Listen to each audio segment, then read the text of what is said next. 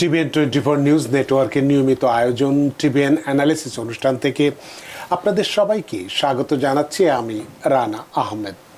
সুপ্রিয় দর্শক, আপনারা এই মুহূর্তে যারা ঘরে টেলিভিশন সেটের সামনে বসে অনুষ্ঠানটি দেখছেন কিংবা আরেকটু পরে টেলিভিশন সেটের সামনে বসে আপনাদের এই প্রিয় অনুষ্ঠানটি উপভোগ করবেন, কিংবা এই মুহূর্তে যারা ফেসবুক লাইভে ঢুকেছেন অথবা আরেকটু পরে ফেসবুক লাইভে ঢুকবেন, কিংবা আরও পরে সময় সুযোগ মতো যারা ইউটিউবে অনুষ্ঠানটি দেখবেন, তাদেরকেও আগাম স্বাগত জানিয়ে রাখি।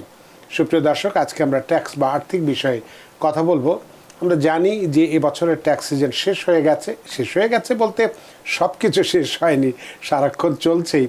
তারপরেও সামনের বছরে ট্যাক্স সিজন তো আসতে খুব দেরি নেই, দিন আসছে, দিন যেতেও সময় লাগবে না, দেখতে দেখতে সময় চলে যাবে। সে কারণে আগে থেকেই আমাদের প্রস্তুতি থাকা দরকার, এবং সেই প্রস্তুতির অন্যতম বিষয় হচ্ছে যে সর্বোচ্চ ট্যাক্স রিফান্ডটা আমি কিভাবে পাবো, সেই বিষয় সম্পর্কে কিছু কৌশল বা পরিকল্পনার টিপস আজকে আমরা দেব। সেটা যদি আমরা অনুসরণ করি তাহলে আগামী বছর যখন আমরা ট্যাক্স ফাইল করতে যাব তখন সর্বোচ্চ রিফান্ডটি আমার ঘরে আসবে, আমার পকেটে আসবে।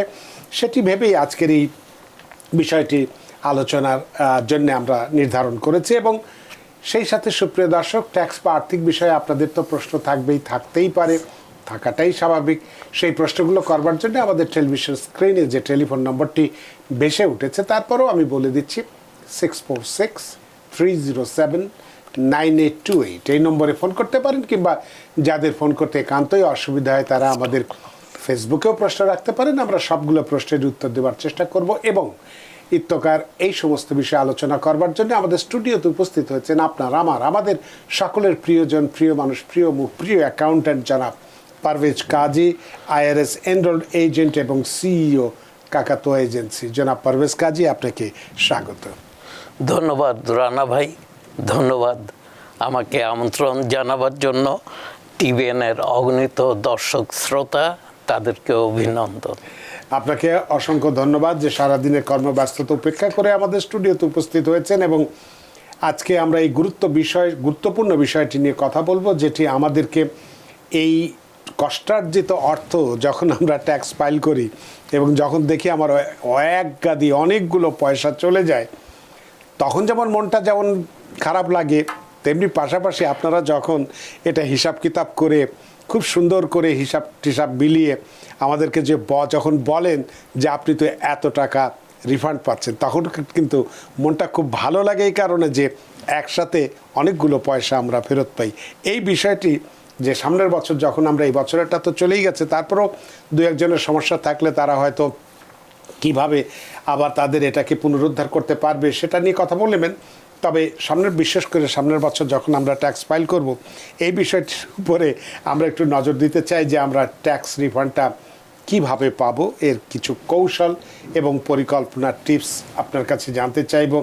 এবং আমি আপনার কাছে জানতে চাইব যে earn income tax credit, child tax credit বা ডিপেন্ডেন্ট ক্রেডিট ইত্যাদি কি পরিমাণ অর্থ সাধারণত পাওয়া যাবে বা যাচ্ছে, এবং সেই সাথে যদি আর্ন ইনকাম ট্যাক্স ক্রেডিট বা কেউ যদি ট্যাক্স ফাইল করার সময় ভুলক্রমে না ক্লেম করে থাকে, তাহলে তার করণীয় কি বা তার পাওয়ার সুযোগ আছে কি না, বা EITC পেতে ইনকাম ফাইলিং স্ট্যাটাস বা বাচ্চা আছে কি না সেটা কতটা নির্ভর করে, ইত্যাদি নানান কিছু আপনার কাছে জানতে চাইবে। এবং আপনার আলোচনার মধ্যে দিয়ে আরও অনেক প্রশ্ন আসবে, সেগুলো আমরা করব। এই বিষয়টি নিয়ে আপনার কাছে বিস্তারিত জানতে চাই জনাব পারভেজ কাজী। আমরা কি কুইজটা আগে তার আগে সুপ্রিয় দর্শক, সরি আমি ভুলে গিয়েছিলাম যে সবসময় আমরা আমাদের আজকের অতিথি জনাব পারভেজ কাজী যখনই থাকেন তখন আমরা দুটো কুইজ দিয়ে আমাদের অনুষ্ঠান শুরু করি। আজকেও তেমনি দুটো কুইজ আমরা প্রথমেই রেখেছি, যেটি আমাকে মনে করিয়ে দিয়েছেন। আমার হয়তো কথার মাঝখানে ভুলে গিয়েছিলাম, সেজন্য দুঃখ প্রকাশ করছি। তো আমরা আমাদের স্ক্রিনেও দেখতে পাচ্ছি যে কুইজ দুটো আজকে যেটা আমরা রেখেছি। প্রথম কুইজটি হচ্ছে from 3 choices below, what state has no personal and business income tax. এটির কোন স্টেটে, ফ্লোরিডা, লুইজিয়ানা বা নেভাদা, কোনটি সঠিক সেটি আমরা জানব।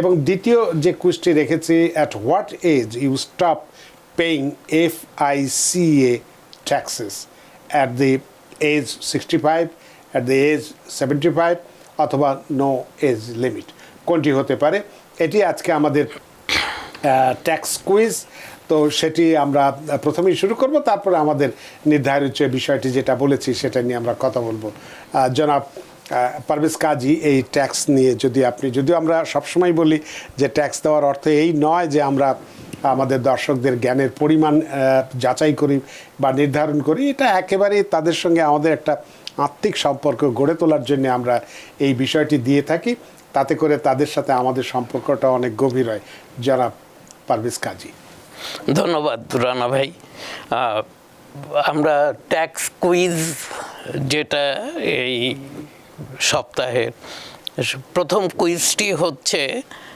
From 3 choices below what state has no personal and business income tax আমরা তিনটা চয়েস দিয়েছি তিনটা স্টেট আছে এখানে ফ্লোরিডা লুইজিয়ানা নেভাডা এই তিনটে স্টেটের কোন স্টেটে কোনো পার্সোনাল ইনকাম ট্যাক্সও ফাইল করতে হয় না পে করতে হয় না এবং সেই সাথে বিজনেস ইনকাম ট্যাক্সও ফাইল করতে হয় না এবং পে করতে হয় না আমি স্টেট বিজনেস অথবা কর্পোরেট ট্যাক্সের কথা মিন করেছি ফেডারেল ট্যাক্স অবশ্যই নয় তো এখানে প্রথম কুইজের তিনটা চয়েস আছে একটা হচ্ছে ফ্লোরিডা দ্বিতীয়টি হচ্ছে লুইজিয়ানা তৃতীয়টি হচ্ছে নেভাডা এবং আমার মনে হয় যে আপনারা যারা নেভাডার কথা ভাবছেন আপনারা কারেক্ট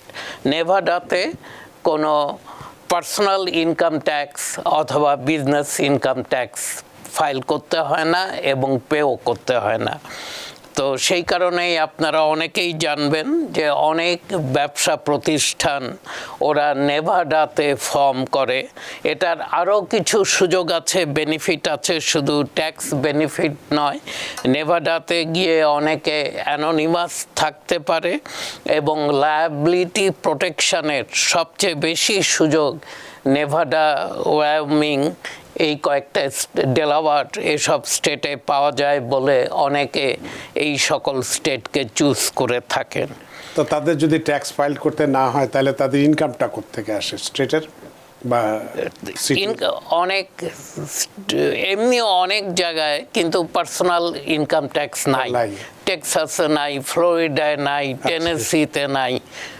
স্টেটের ইনকাম অন্য দিক দিয়ে ওরা সেটাকে ম্যানেজ করে অন্যভাবে আর দ্বিতীয় কুইজটি হচ্ছে at what age you stop paying FICA taxes আমরা জানি FICA হচ্ছে সোশ্যাল সিকিউরিটি অ্যান্ড মেডিকেয়ার ট্যাক্সের যে কম্বিনেশন সেটাকে আমরা ফাইকা ট্যাক্স বলে থাকি এবং আমরা জানি যে এটা অ্যাপ্রক্সিমেটলি অ্যারাউন্ড 15% আমরা যারা W2 এমপ্লয়ি তারা অর্ধেক অর্থাৎ 7.5% তারা পে করে থাকে এবং বাকি 7.5% এমপ্লয়ার পে করে থাকে আর যারা সেলফ এমপ্লয়েড যারা নিজেরাই নিজের এমপ্লয়ার তারা পুরা 15% তারাই পে করে থাকেন এই ফাইকা নিয়ে অনেকেই আমাকে অফিসে প্রশ্ন করে যে কোন বয়সে গেলে এটা স্টপ হবে এটা একজনকে পে করতে হবে না এবং এখানে আমি তিনটা চয়েস দিয়েছি অ্যাট এইজ 65 বি হচ্ছে অ্যাট এইজ 75 সি হচ্ছে নো এইজ লিমিট এখানেও অ্যান্সার ইজ সি ফাইকার ট্যাক্স কখনোই কিন্তু স্টপ হবে না আপনার বয়স যাই হোক না কেন অনেকে মনে করে যে এই ফাইকা ট্যাক্স আমরা রিটায়ারমেন্টে যেই বেনিফিটটা পাই এটা কিন্তু আমাদের ফাইকা থেকেই এই বেনিফিটটা পাই তো আমি যখন রিটায়ারমেন্ট বেনিফিট নেওয়া শুরু করেছি সোশ্যাল সিকিউরিটি থেকে তখন আমাকে তো এটা পে করতে হবে না কিন্তু সেটা সত্য নয় ফাইকা ট্যাক্স সব সময়ই পে করতে হবে এটার কোনো লিমিট নাই যে সার্টেন এইজে গিয়ে এটার পে করতে হবে না এরকম কিছু নাই তো এর উত্তর হচ্ছে কোনো বয়স সি নো এজ লিমিট, বয়সের কোনো সীমাবদ্ধতা নেই এখানটায়। অনেক ধন্যবাদ। চমৎকারভাবে আজকের দুটো কুইজ উপস্থাপন করেছেন এবং তার উত্তরও আমরা পেয়ে গেছি। তো আমরা আমাদের নির্ধারিত আলোচনায় যাওয়ার আগে ফেসবুক থেকে একটি প্রশ্ন নিতে চাই। জেনিভ হাসান একটি প্রশ্ন করেছেন, ট্যাক্স ওয়ারেন্ট কি, এটা কেন ইস্যু হয়, এটা রিজলভ না করলে কি কি হতে পারে? ধন্যবাদ জেনিভ হাসান। ট্যাক্স ওয়ারেন্ট, আমরা যারা মোস্ট ট্যাক্স ওয়ারেন্ট আমি দেখেছি স্টেট ইস্যু করে, এবং নিউ ইয়র্ক স্টেট খুব কমনলি একটা আউটস্ট্যান্ডিং ট্যাক্স বিল, যদিও অনেক দিন তারা চেষ্টা করেছে নানাভাবে ট্যাক্স পেয়ারের সাথে কন্ট্যাক্ট করতে, এটাকে রিজলভ করতে, এবং ওরা অনেক ইনস্টলমেন্ট পেমেন্ট প্ল্যানও দিয়ে থাকে। যখন কোনোভাবেই ওরা ট্যাক্স পেয়ারের মনোযোগ আকর্ষণ করতে পারে না, তখন তারা এসে ট্যাক্স ওয়ারেন্ট ইস্যু করে। এবং ট্যাক্স ওয়ারেন্ট ইস্যু হলে আমি সাধারণত সকলকেই বলে থাকি ওই পর্যন্ত যাওয়ারও দরকার নেই। যদি কোনো কারণে লেটার মিসিং হয়ে থাকে অথবা কোনো কারণে যোগাযোগ হয়নি, ট্যাক্স ওয়ারেন্ট ইস্যু হয়ে গেছে, এইটাকে ইমিডিয়েট রিজলভ করেন। রিজলভ করার অনেকগুলো পদ্ধতি আছে। আপনি সিম্পল ফোন করে নিজেই একটা ইনস্টলমেন্ট প্ল্যান ওদের সাথে শুরু করতে পারেন, ওরা ওয়ারেন্টটা উঠিয়ে নেবে। ওয়ারেন্ট যদি থেকে যায়, আলটিমেটলি এটা কিন্তু লেভি প্রপার্টির উপর আসে, অথবা আপনি যেখানে কাজ করছেন আপনার পেরোলের উপর আসতে পারে, অথবা আপনার ব্যাংকে যদি টাকা থাকে সেখানেও ওরা ফ্রিজ করতে পারে অ্যাকাউন্টকে। তো অতএব উচিত হবে ইমিডিয়েটলি ওদের সাথে যোগাযোগ করেন, সেখানে কন্ট্যাক্ট নাম্বার আছে, তাদের সাথে কথা বলে এটা যদি আপনার কিছু বলার থাকে এবং আপনি মনে করেন যে এটাকে রিডিউস করা সম্ভব, ওরা যেই লায়াবিলিটি বলছে সেখানে কোনো ভুলভ্রান্তি আছে, আপনি কথা বলেন, অথবা আপনি যে কোনো ট্যাক্স প্রফেশনালের সাহায্য নেন, তারা আপনাকে হেল্প আউট করতে পারবে। নিউ ইয়র্ক স্টেট ট্যাক্সেশনের সাথে যোগাযোগ করে অথবা এনি ট্যাক্স অথরিটির সাথে কথা বলে আপনার লায়াবিলিটিকে কমিয়ে আনতে এবং আপনার ওয়ারেন্টটাকে স্যাটিসফাই করতে হবে আপনাকে যে কোনোভাবে হোক। এবং আপনি স্যাটিসফাই করার পর ওরা কিন্তু একটা স্যাটিসফ্যাকশন নোট দিয়ে থাকে, সেটাকে আপনাকে কিন্তু খুব সাবধানে মেনটেন করতে হবে। অনেক সময় দেখা যাচ্ছে যে আপনি একটা অ্যাসেসমেন্ট আইডির এগেনস্টে আপনি স্যাটিসফ্যাকশন নোট পেয়ে গেছেন বছরখানেক আগে, বছরখানেক পর ওই অ্যাসেসমেন্ট আইডিতে আবার আরেকটা লায়াবিলিটি অথবা কিছু একটা এসে আপনাকে নক করছে। তো আপনার তখন উচিত হবে ওটা যদি আপনি সেফলি রাখেন, তো আপনি পরবর্তীতে যদি স্টেটের পক্ষ থেকে কোনো ভুলভ্রান্তি হয়ে থাকে সেটাকে আপনি মোকাবেলা করতে পারবেন। তার মানে ওইটা রিজলভ না করলে এই ধরনের পরিণতি হতে পারে বললেন। জেনিভ হাসান, আশা করি আপনার প্রশ্নের উত্তর পেয়েছেন এবং খুশি হয়েছেন। আমরা আমাদের মূল আলোচনায় যাব, তবে যাওয়ার আগে একটা বিরতি নিতে চাই, বিরতির পরে এসে আমাদের মূল আলোচনায় যাব। সুপ্রিয় দর্শক, আমরা আমাদের আজকের আলোচনা সর্বোচ্চ ট্যাক্স রিফান্ড আমরা কিভাবে পেতে পারি তার কৌশল এবং কিছু পরিকল্পনার টিপস দেব, তবে একটি বিরতি নিতে চাই। বিরতির পর এসে বিষয়টি নিয়ে পূর্ণাঙ্গভাবে আলোচনা করতে চাই। সুপ্রিয় দর্শক, নিচ্ছি একটি ছোট্ট বিরতি, সে পর্যন্ত আমাদের সাথেই থাকুন। সুপ্রিয় দর্শক, বিরতির পর ফিরে এলাম আপনাদের প্রিয় অনুষ্ঠান টিবিএন অ্যানালিসিসে। আজকের অতিথি জনাব পারভেজ কাজী, IRS এনরোলড এজেন্ট এবং সিইও কাকাতুয়া এজেন্সি, এবং আপনাদের সাথে রয়েছে আমি রানা আহমেদ। জনাব পারভেজ কাজী, বিরতির আগে আমরা একটি প্রশ্নের উত্তর দিয়েছি, কুইজ করেছি, এবং এবার আমরা মূল আলোচনায় আসতে চাই এবং সে সম্পর্কে আপনাকে অনেকগুলো প্রশ্ন করে রেখেছি যে সর্বোচ্চ ট্যাক্স রিফান্ড আমরা কিভাবে পাবো, তার কৌশল এবং পরিকল্পনা। আপনার আলোচনার সাথে সাথে এই বিষয়গুলোর কৌশলগুলো বা পরিকল্পনার কিছু টিপসের বিষয় আমরা কার্ডের মাধ্যমে স্ক্রিনেও দেখাতে চাই। জনাব পারভেজ কাজী। ধন্যবাদ রানা ভাই। আবারও ট্যাক্স যখন আমরা ফাইল করি প্রতি বছর, আমি সাধারণত 3 ধরনের ট্যাক্স পেয়ারের সম্মুখীন হয়ে থাকি। প্রত্যেকেরই অভিযোগ ট্যাক্স রেট অনেক বেশি। যারা পে করে, যারা রিফান্ড পায়, ডেফিনেটলি তাদের সেরকম অভিযোগ নেই, অথবা যারা স্বল্প অথবা নিম্ন আয়ের ট্যাক্স পেয়ার ওনারা রিফান্ড, এবং যদি চাইল্ড ট্যাক্স ক্রেডিট এবং আর্নড ইনকাম ক্রেডিট যদি থাকে ওনাদের ফাইলে, তারা মোটা অঙ্কই রিফান্ড পেয়ে থাকেন, অথবা ভালোভাবেই তারা কম্পেনসেটেড হন। কিন্তু যাদের চাইল্ড নেই ফাইলে, অতএব আর্ন ইনকাম ক্রেডিট নেই, চাইল্ড ট্যাক্স ক্রেডিট নেই, অথবা যাদের ইনকাম একটু বেশি, তাদের চাইল্ড থাকলেও সেই চাইল্ড কোনো আর্ন ইনকাম ক্রেডিট পেতে সাহায্য করে না, তারা সাধারণত ট্যাক্স রেট, ট্যাক্স ফাইলিং, অনেক টাকা তাকে পে করতে হচ্ছে, এই ধরনের অভিযোগগুলো আমরা খুব কমনলি শুনি। ডেফিনেটলি আমরা সহানুভূতি জানাই, এবং সেই সময় ট্যাক্স ফাইলিংয়ের সময় অফিস এত বেশি বিজি থাকে যে ওনাকে কিছু টিপস দিব, কিছু কৌশল নিয়ে কথা বলবো, সেই সময়টুকু আমরা পাই না। এবং আমরা কখনো কখনো, আমি পার্সোনালি ট্রাই করি যে পরবর্তীতে তাদেরকে রিচ আউট করতে, এবং তখন তাদেরকে দুই একটা টিপস দিয়ে থাকি। অনেকে বলে যে তারা এইভাবে পরিকল্পনাহীন ট্যাক্স ফাইলার করবে না, তারা অবশ্যই নেক্সট ইয়ার প্ল্যান করে আসবে, এবং তার tax filing will be completely different, এবং এবছর আমার এত বেশি ট্যাক্স পে করতে হবে না। এক ধরনের বলে থাকে যে ট্যাক্স, ভাই ইনকাম বেশি, ট্যাক্স তো দিতেই হবে, এটাকে যদি কোনো সুযোগ থাকে আপনি রিডিউস করে দেন, আপনি কমায় দেন। তো আমি বলি যে কমাবার সুযোগ ছিল, কিন্তু আপনি আমার কাছে ফাইল করতে আসছেন 2024-এর ফাইল 2025-এ, এখানে এসে কিন্তু আমার হাতে খুব একটা কিছু করার নাই। 31 ডিসেম্বর 2024-এর হিসাব নিকাশ ক্লোজ হয়ে গেছে। তো নেক্সট ইয়ার আপনি যেটাই করবেন অক্টোবর, নভেম্বর, ডিসেম্বরের মধ্যে সেরে ফেলবেন।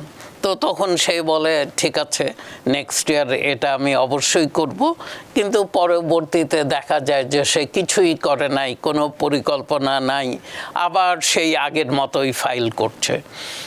কিন্তু এর মধ্যে একটা সুখবর হচ্ছে 10% ট্যাক্স পেয়ার তারা কিন্তু হিসাব নিকাশ করে তারা কিভাবে তাদের ট্যাক্স কমাতে পারবে সেই সমস্ত পরিকল্পনাগুলো নিয়ে সেগুলো যথাযথ প্রয়োগ করে তারপর পরবর্তী বছরের ফাইল করতে আসে।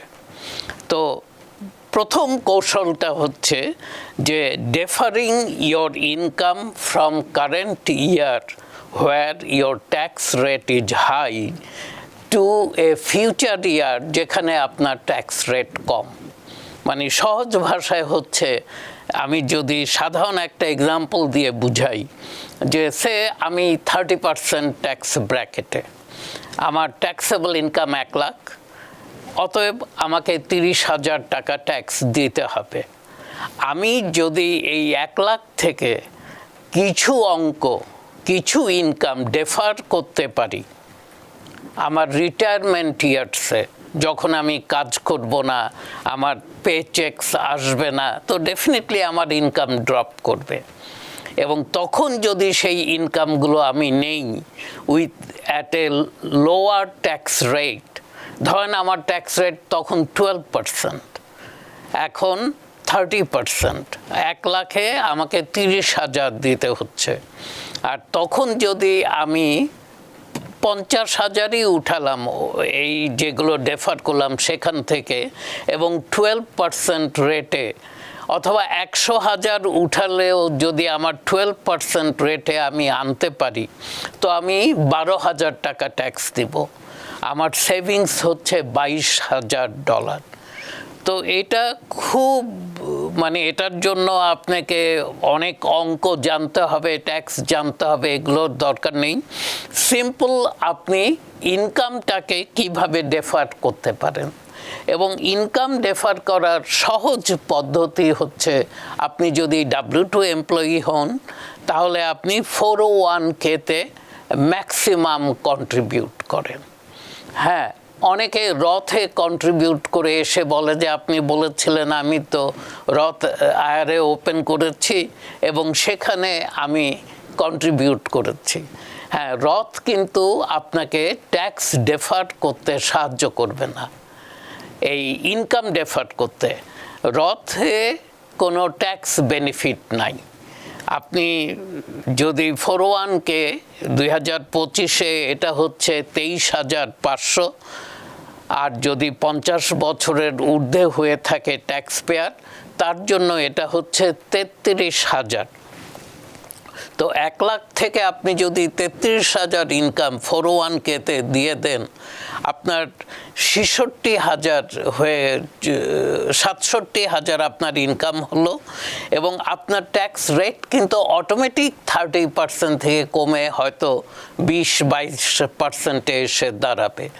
তো অতএব এটা একটা বড় জিনিস, সিগনিফিক্যান্ট ট্যাক্স সেভিং। এটাই আইআরএতে যেটা আপনি বললেন, সেটা আমরা সর্বোচ্চ কি পরিমাণ অর্থ এখানে আইআরএতে কিন্তু আপনি কম দিতে পারেন। আইআরএতে আপনি দিতে পারেন 7,000, আর যদি 50-এর ঊর্ধ্বে হয়ে থাকেন তাহলে আপনি দিতে পারেন 8,000, এবং হাজব্যান্ড ওয়াইফ কম্বাইন দিতে পারে 16,000, আর যদি 50-এর ঊর্ধ্বে হয়ে থাকে দুজনেই।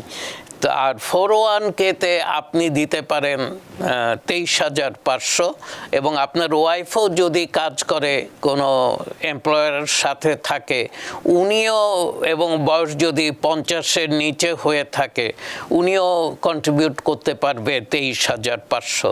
আর আপনার দুজনেই যদি 50-এর ঊর্ধ্বে হয়ে থাকেন তাহলে আপনার দুজনেই দিতে পারবেন 66,000-এর মতো।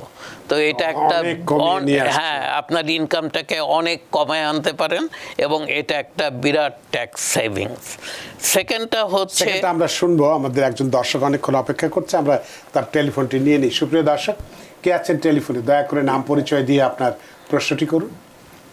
আসসালামু আলাইকুম। ওয়ালাইকুম আসসালাম। আমি গাজী হাফিজুর রহমান, বাফলো থেকে। জি। আমার প্রশ্ন, আমার বাফলো থেকে আমি মুভ নিয়ে এসেছি, আমি বাইরে বিক্রি করে দিচ্ছি আর কি। তো আমি এখানে থাকি 3 বছর যাবত। তো আমার এটা কি ট্যাক্স পে করতে হবে, না কতদিন আমি ব্যাংকে টাকা রাখতে পারবো, ট্যাক্সের ঝামেলা না হয় আর কি? ভাই, এটা কি আপনার প্রাইমারি রেসিডেন্স ছিল? জি, জি জি জি। এবং আপনি 3 বছর ওই বাসাতে আছেন? জি। আপনি কত টাকায়, কিছু মনে না করলে, কত আপনার ক্যাপিটাল গেইন হয়েছে? আমি 70,000 দেখেছিলাম, এখন 163। এবং আপনি ম্যারিড ফাইলিং জয়েন্ট? জি। ওকে ভাই, আপনার কোনো ক্যাপিটাল গেইন ট্যাক্স পে করতে হবে না। টাকা আপনি ব্যাংকে রাখতে পারবেন, অথবা যেখানে খুশি, যদি আরেকটা বাড়ি কিনতে চান কিনতে পারবেন, যেভাবে খুশি আপনি বিনিয়োগ করতে পারবেন।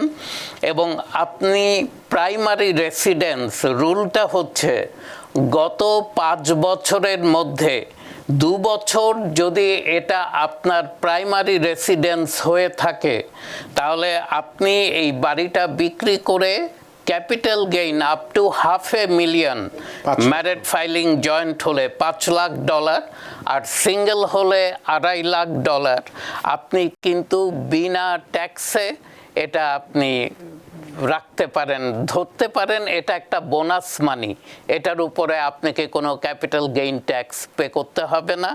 এবং দিস মানি যে অল ইয়ার্স আপনি ব্যাংকে রাখেন, যেখানে খুশি রাখেন, এটা নিয়ে আপনার কোনো দুশ্চিন্তার কারণ নেই। আইআরএস কোনো প্রশ্ন জিজ্ঞাসা করবে না, এটার কোনো প্রশ্ন জিজ্ঞাসা করা হবে না। হ্যাঁ, তবে ট্যাক্স ফাইলিং যখন করবেন, আপনার যে ক্যাপিটাল গেইনটা হয়েছিল প্রাইমারি রেসিডেন্স সেল করে, সেটা আপনি কিন্তু দেখাবেন। অনেক ধন্যবাদ হাফিজুর রহমান, আপনার প্রশ্নের জন্য। আশা করি আপনার প্রশ্নের উত্তর পেয়েছেন এবং খুশি হয়েছেন। আপনার প্রশ্নের জন্য ধন্যবাদ। তো আমরা যেটা আলোচনা করছিলাম, আপনি দ্বিতীয় পয়েন্টটি বা কৌশলটি বলতে চাচ্ছিলেন, সেটি। দ্বিতীয় কৌশলটি হচ্ছে হেলথ সেভিংস অ্যাকাউন্ট। আমরা যারা হেলথ ইন্স্যুরেন্স ক্যারি করি এবং যাদের হাই ডিডাক্টেবল হেলথ ইন্স্যুরেন্স আছে, তারা হচ্ছে এটার ক্যান্ডিডেট। হেলথ সেভিংস অ্যাকাউন্ট যদি সিঙ্গেল হয়ে থাকেন, আপনারা 4,300 সেই হেলথ সেভিংস অ্যাকাউন্টে প্রতি বছর রাখতে পারেন এবং সেই অ্যামাউন্টে ট্যাক্স ডিডাকশন ক্লেম করতে পারেন। আর যদি ম্যারিড ফাইলিং জয়েন্ট হয়ে থাকে তাহলে 8,550 আপনারা হেলথ সেভিংস অ্যাকাউন্টে ট্যাক্স ডেফার্ড মানি রাখতে পারেন। আর এফএসএ যেটা আমি এইচএসএ নিয়ে বলছি এখন, আচ্ছা। Health savings account. এখন হেলথ সেভিংস অ্যাকাউন্টের বেনিফিটটা যদি 50-এর ঊর্ধ্বে কেউ হয়ে থাকেন আপনারা কিন্তু $1,000 ক্যাচ আপ প্রভিশন পাবেন। অতএব যদি হাজব্যান্ড ওয়াইফ দুজনেই 50-এর ঊর্ধ্বে হয়ে থাকে তাহলে ওনারা 10,550 বেনিফিট পাবে, মানে ট্যাক্স ডেফার্ড করতে পারবে। এইটার বেনিফিট আমি সাধারণত বলে থাকি ট্রিপল বেনিফিট। আপনি যখন টাকাটা রাখছেন এটা ট্যাক্স ডেফার্ড, আপনার ইনকাম যদি আবারও 1 লাখ হয়ে থাকে এবং আপনার দুজনেই 50-এর ঊর্ধ্বে, তো 10,550 এটা আপনার ইনকাম থেকে বের হয়ে গেল। নাম্বার 2, এখানে যে টাকাটা গ্রো করবে এটা কিন্তু ট্যাক্স ডেফার্ড, এটার উপরে আপনাকে কোনো ট্যাক্স পে করতে হবে না। আর নাম্বার 3, থার্ড বেনিফিট হচ্ছে যে এইটা যদি আপনি কোয়ালিফাইং ইউজ করেন, তার মানে মেডিকেল রিজনেই আপনি যদি হেলথ রিজনে এই টাকাটা খরচ করেন তাহলে এই টাকাটা উঠে যখন খরচ করবেন তখনও আপনাকে এইটাই কোনো ট্যাক্স পে করতে হবে না। তো ইউজুয়ালি এরকম ট্রিপল বেনিফিট কিন্তু IRA-তেও নাই, 401k-তেও নাই। 401k-তে যখন আপনারা টাকা রাখেন ওই টাকাটা ডেফিনেটলি ট্যাক্স ডেফার্ড, গ্রোথ যেটা হয় সেটাও ট্যাক্স ডেফার্ড, আপনাকে ট্যাক্স পে করতে হয় না। কিন্তু যখন উইথড্র করেন আপনাকে কিন্তু সেটার উপরে ট্যাক্স পে করতে হয়। কিন্তু এইচএসএ অ্যাকাউন্টে আপনি যখন উইথড্র করেন এবং এটা যদি কোয়ালিফাইড উইথড্রল হয় আপনাকে কোনো ট্যাক্স পে করতে হয় না। এটা হচ্ছে একটা বিরাট সুযোগ এবং এই টাকাটা আপনাকে একটু আগে রানা ভাই বলছেন FSA account, flexible spending account, জি ওইটার একটাই সমস্যা এফএসএর, যার জন্য আমি ট্যাক্স কৌশলে ওটা বলি না। এটার সমস্যাটা হচ্ছে ডেফিনেটলি ওই যে টাকাটা রাখছেন এটা ট্যাক্স ডেফার্ড, কিন্তু এন্ড অফ দ্য ইয়ারে আপনি যদি ওটা ইউজ না করেন তাহলে কিন্তু ওই টাকাটা আপনি লুজ করেন। আপনি এটাকে কিন্তু ইয়ার আফটার ইয়ার ক্যারি ফরওয়ার্ড করতে পারেন না। তো ওর জন্য ওই অ্যাকাউন্টকে বলা হয় এন্ড অফ দ্য ইয়ারে use it or lose it. তো অনেক সময় অনেকে খুব আপসেট হয়, তার ইউজ করার কিছু ছিল না, অনেকে গিয়ে ফোর্সিবলি দেখা যাচ্ছে যে কোনো ফার্মেসিতে গিয়ে হয়তো এমন কিছু জিনিস কিনছে যেটা তার দরকার নাই, শুধু ওইটা ইউজ করার জন্য। তো ওর জন্য এফএসএর থেকে এইচএসএ সেভিংস অ্যাকাউন্টটা অনেক বেশি হেল্পফুল। নাম্বার 3 যেই আইটেমটা নিয়ে কথা বলবো এটা হচ্ছে হোম অফিস ডিডাকশন। এটা কিন্তু বিজনেস ওনারদের জন্য, সেলফ এমপ্লয়েড ইন্ডিভিজুয়াল তাদের জন্য, যারা W2 এমপ্লয়ি তাদের জন্য এটা নয়। এটার বেনিফিটটা হচ্ছে যে আপনি যদি বাসায়, যারা সেলফ এমপ্লয়েড অথবা বিজনেস ওনার তারা যদি বাসায় একটা ডেডিকেটেড স্পেস তার অফিসের জন্য, অথবা it could B A store, মানে সে জিনিসপত্র হাউজিং করার জন্য ব্যবহার করে, বিজনেস ইউজ হতে হবে এবং ডেডিকেটেড স্পেস হতে হবে। এমন না যে একটা জায়গাকে আমি অফিস ইউজ করছি, যখন বাসায় বেশি মেহমান আসে ওখানে একটা মানে বেড নিয়ে এসে মেহমানকে থাকতেও দিচ্ছি, তাহলে কিন্তু সেটা হলো না। It has to be a dedicated office or business space. সেটাকে যদি আপনি ব্যবহার করেন তাহলে ওই স্পেস রিলেটেড যেই এক্সপেন্সগুলো সেগুলো আপনারা কিন্তু ডিডাক্ট করতে পারেন। এবং আজকাল অনেকেই এই ইন্টারনেটের যুগে, সাইবারের যুগে অনেকেই চায় সে যেই ব্যবসাই করুক না কেন সে বাসায় তার একটা অফিস রাখতে চায়, যেহেতু বাসার থেকে অনেক কিছু মনিটর করা সম্ভব। ইভেন আমি দেখেছি অনেককে, সাবওয়ে ওনার, সে আমার অফিসে এসছে, সে তার মোবাইল ফোনে দেখাচ্ছে, পারদায় দেখেন আমার এই স্টোরে কি হচ্ছে। তো অতএব এটা একটা কৌশল আপনার, হ্যাঁ, টেকনোলজি অ্যাডভান্সমেন্টের সাথে সাথে এগুলো আর এমন কিছু না যে মানে আপনি এটা করতে পারেন না অথবা অ্যাভেল করতে পারেন না। আর বিজনেসম্যানদের জন্য অথবা সেলফ এমপ্লয়েডদের জন্য একটা সুবিধা এটা, যেটা অনেক W2 এমপ্লয়ি নিতে পারে না। এন্টারপ্রেনারদেরকে IRS কিন্তু সব সময় এনকারেজ করে, এবং দেখা গেছে যে আপনার যেই খরচগুলো সাধারণত আপনি করে থাকেন সেই খরচগুলো যদি বিজনেস রিলেটেড খরচ হয় অথবা আপনি দেখাতে পারেন, তাহলে আপনি কিন্তু সেগুলো ডিডাকশান আপনি ক্লেম করতে পারবেন। আমি কিছু আইটেমের কথা বলছি, যেমন অনেকেই ল্যাপটপ ইউজ করে।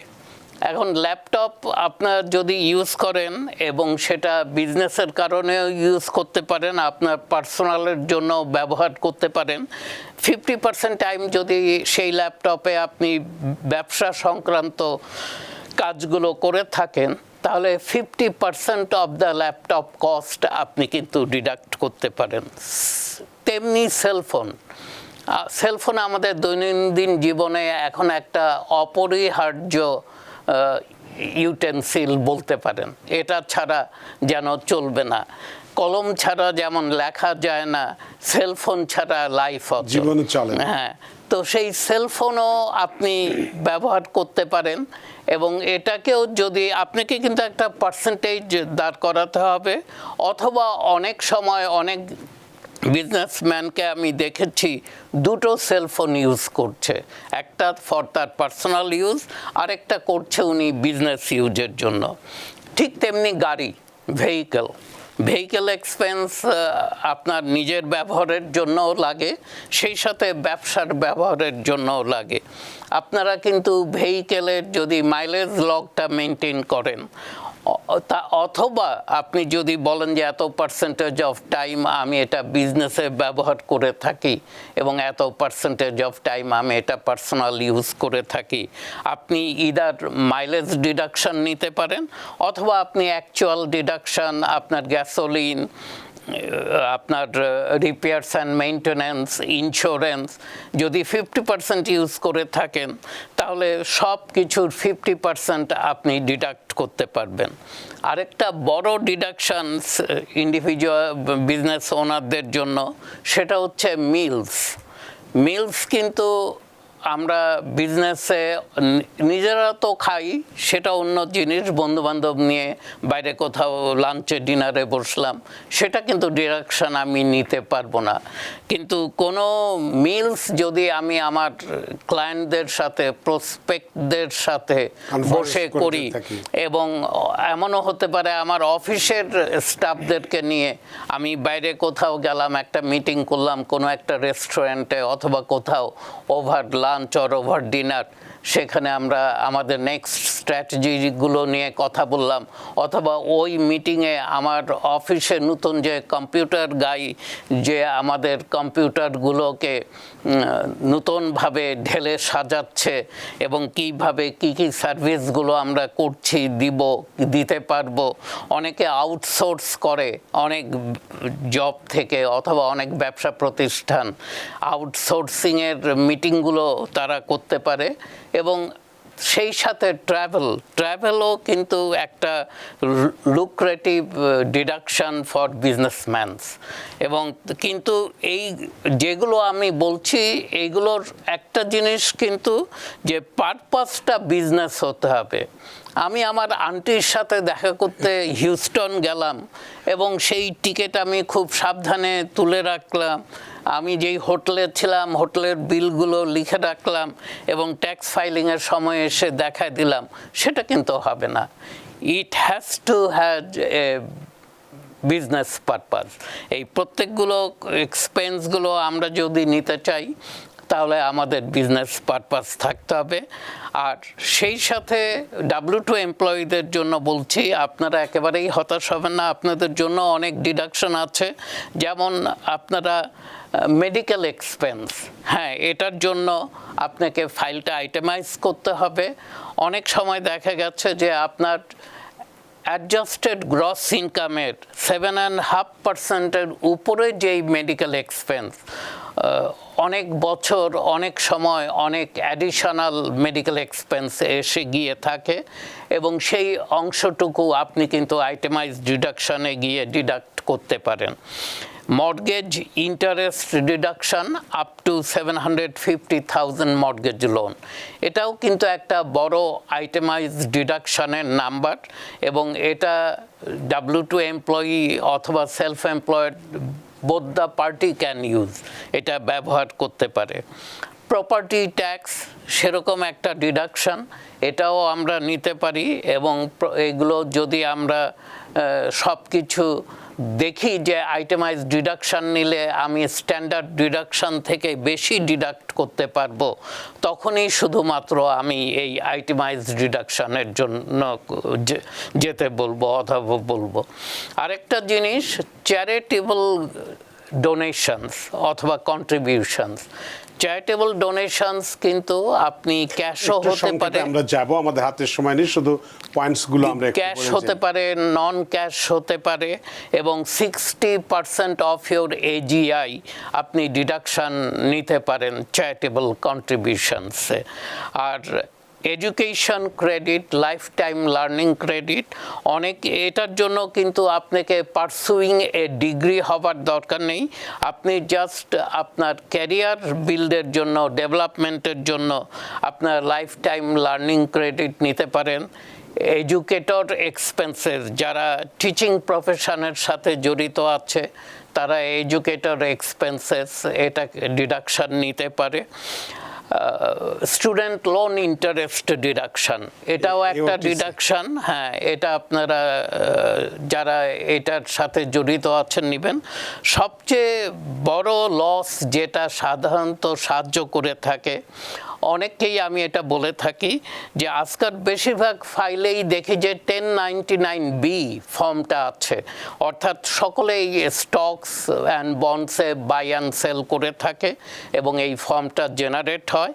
এখানে আপনার কিন্তু স্টক লস হারভেস্টিং, এটার উপরে আরেকটু জ্ঞান নেবেন, যেহেতু এটা এত বড় একটা হেল্প, এতভাবে সাহায্য করে যে অনেকে যখন দেখা যায় যে তাদের কিছু স্টকস ভালো করছে না কোনো কারণে, কিন্তু দে হ্যাভ ফার্ম বিলিভ এই স্টকগুলো ঘুরে দাঁড়াবে এবং একদিন না একদিন ভালো করবে, আমি তাদেরকে বলি sell those stocks at least for a month, ওইটা টাচ করবেন না, 1 মাস পর এই স্টকগুলোকে আবার কিনে নিন এবং আপনি পোর্টফোলিওতে 50, 60, 70 হাজারের যে একটা লস এনে দাঁড় করালেন, কখনো এই স্টকগুলো ঘুরে দাঁড়ালে আপনার যেই ট্যাক্স লায়াবিলিটি আসবে সেই ট্যাক্স লায়াবিলিটি থেকে এই লস পোর্টফোলিও আপনাকে সাহায্য করবে।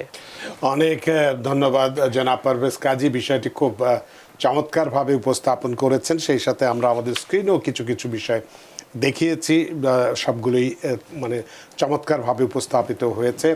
তো জনাব পারভেজ কাজী, যে আমরা সর্বোচ্চ ট্যাক্স রিফান্ডটা কীভাবে পেতে পারি চমৎকারভাবে উদাহরণ দিয়েছেন, 3 ধরনের ক্লায়েন্টের উদাহরণও আপনি দিয়েছেন এবং কিভাবে বাস্তব অবস্থার প্রেক্ষিতে আমরা ভুল করি সে বিষয়গুলো আপনি উপস্থাপন করেছেন।